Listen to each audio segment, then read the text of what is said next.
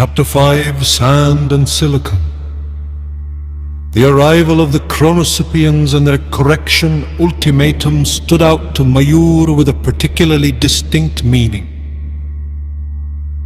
His small, whoosh toy had not only opened a deadly temporal distortion, it had fertilized the ground for a new life form to be born from the sand of that desert. In the Jalna workshop, Mayura faced this anxiety, but by his side stood a calm and logical hand. His wife, Mrunmayi, a leading nuclear biologist. As the news made sense, an icy clarity shone on her face. She immediately began a biological investigation of this alien life form, analyzing low-resolution satellite images and subtle energy bursts emanating from the desert. Days and nights blurred as they accelerated their study. Then suddenly, a story filled with an excited urgency occurred. "Mayur! Come look!" said Mrunmayi. On a holographic display, a detailed outline of the Chronosapiens' genetic blueprint had appeared, showing something discordant yet solid. Mayur came closer. "What did you find? Are there any flaws? A way to destroy them?" he asked hurriedly. Mrunmayi zoomed in on the screen. "A weakness? Perhaps, but look at this.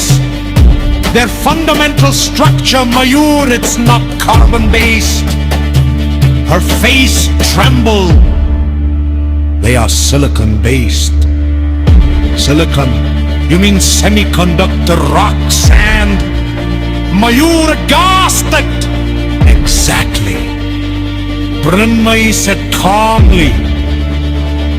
"Their cellular lattice, muscle fibers and sensory systems, it's all silicon.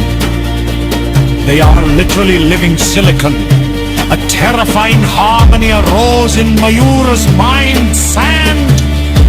The Mojave sand!" he said slowly, with a chill.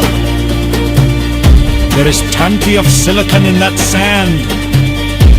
But this is not mere normal evolution. Modeling their genetic pattern backward through time shows that this evolution occurred at an incredible, instant speed, as if an external jolt, a force, caused it all to blossom at once."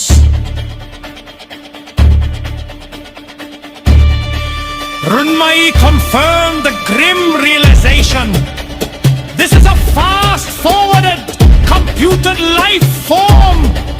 Their perception of life that we see as waste is to them just a flaw. Mayura's voice was dry and hopeless. "They are going to destroy us because we are an obstacle in their world. And they are going to correct us as a glitch." Mrunmayi replied with resolve. "If we understand how their birth started, maybe we can find a way to dissolve them back into that sand, or find a way to overcome their technology. Time is running out. Mayur, sand and silicon will now be our enemy and our answer." Their workshop split into two fearful spaces.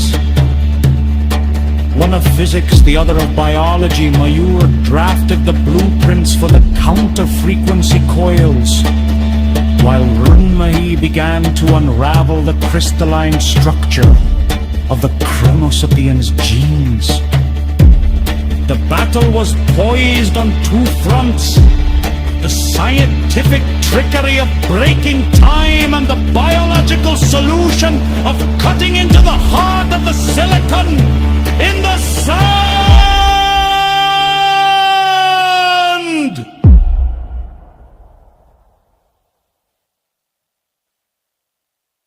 Chapter 6, The Creative Tandava. Coming soon. Like and subscribe.